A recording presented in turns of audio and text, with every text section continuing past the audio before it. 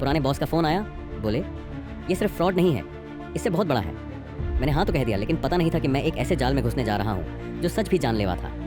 मैंने खुद को कमज़ोर दिखाया, क्योंकि असली ताकत तब है जब कोई तुम्हें नोटिस भी ना करे। आगे क्या हुआ, कौन थे वो लोग और मैं बाहर कैसे निकला? आखिर में जो हुआ वो किसी ने सोचा भी नहीं था।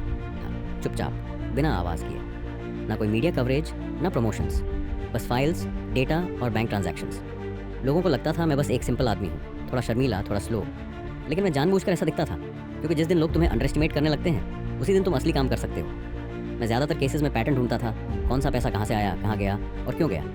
नंबर्स मेरे लिए बोरिंग नहीं थे, वो बोलते थे और मैंने उन्हें सुनना सीख लिया था। एक शाम जब मैं ऑफिस से बाहर निकल रहा था, मेरा फ़ोन बजा।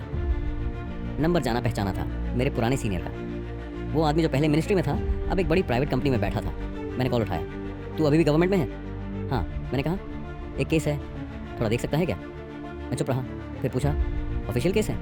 वो हंसा। नहीं, कुछ भी ऑफिशियल नहीं है, बस एक क्लाइंट है, पैसे की मूवमेंट अजीब लग रही है, किसी को कुछ पता नहीं चलेगा।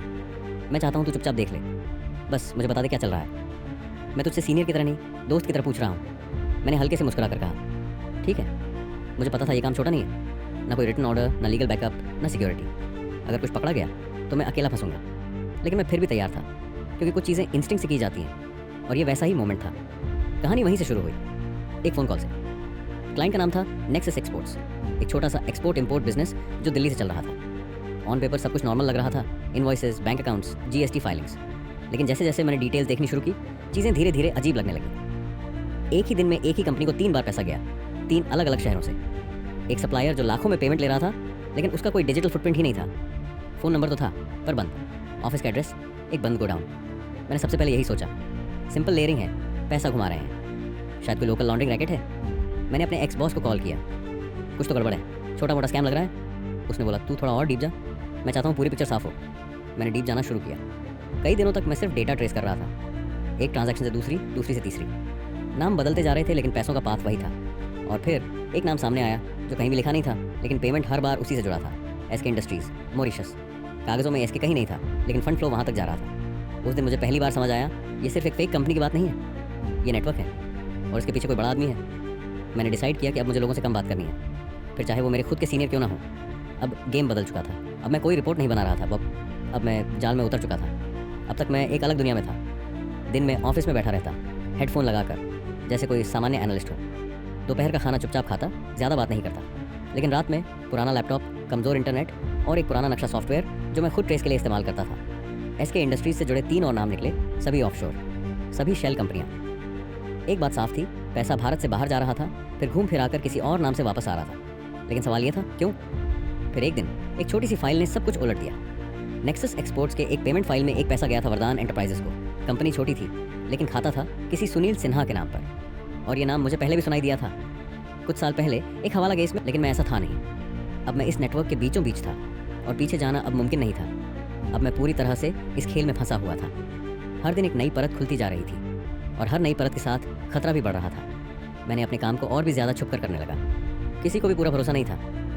ऑफिस में मैं बिल्कुल शांत रहता, कोई अंदाज़ा भी नहीं लगाता कि मैं क्या खोज रहा हूँ। लेकिन रात में मैं अपने लैपटॉप के सामने बैठकर पैसे की नदियाँ ट्रेस करता, इंडिया से बाहर, विदेशों के छोटे छोटे बैंक अकाउंट्स तक। एक दिन मुझे पता चला कि कुछ लेन देन सीधे राजनीतिक पार्टी से जुड़े हुए थे, और ये पता लगाना आसान नहीं था क्योंकि सारे ट्रांजैक्शंस लेयर्स में छुपाए गए थे। मेरा मतलब है, पैसे पहले एक कंपनी में गए, फिर दूसरी, फिर तीसरी, और फिर कहीं खो गए, जैसे कोई अपनी छाप छुपाने के लिए जाल बिछा रहा हो। मैंने सोचा, क्या मैं सच में इस जाल में फंसा हूँ? लेकिन वापस लौटना अब नामुमकिन था। अगर मैं सच बाहर लाया तो ये पावरफुल लोग बगैर सवाल के चुप नहीं बैठेंगे, और अगर मैं चुप रहा तो देश के लाखों पैसे उनके हाथों में फंसते रहेंगे। मेरे सामने सिर्फ 2 रास्ते थे, एक चुपचाप इस जाल में गहरे उतर जाना, दूसरा अपने आप को और ज़्यादा खतरे में डालना। और मैं, जो कभी शाय और कमज़ोर दिखता था, अब खुद को और भी तेज़ और समझदार बनाना शुरू कर चुका था। क्या आगे भी मैं इस जाल से बाहर निकल पाऊंगा, या मैं भी इस जाल का हिस्सा बन जाऊंगा? जैसे जैसे मैं गहराई में उतरता गया, सच मेरे सामने और बड़ा होता गया। मैंने देखा, कुछ लोग जो सामने साफ दिखते थे, असल में बड़े राजनीतिक खेल खेल रहे थे। उनके पैसों का यूज़र भी कोई आम कंपनी नहीं थी, बल्कि एक छुपा हुआ नेटवर्क था जो बड़े बड़े विदेशी निवेशकों से जुड़ा था। उस दिन मुझे ये समझ आया, सच सामने लाना आसान नहीं, सच लाने से पहले अपने आप को बचाना ज़रूरी है।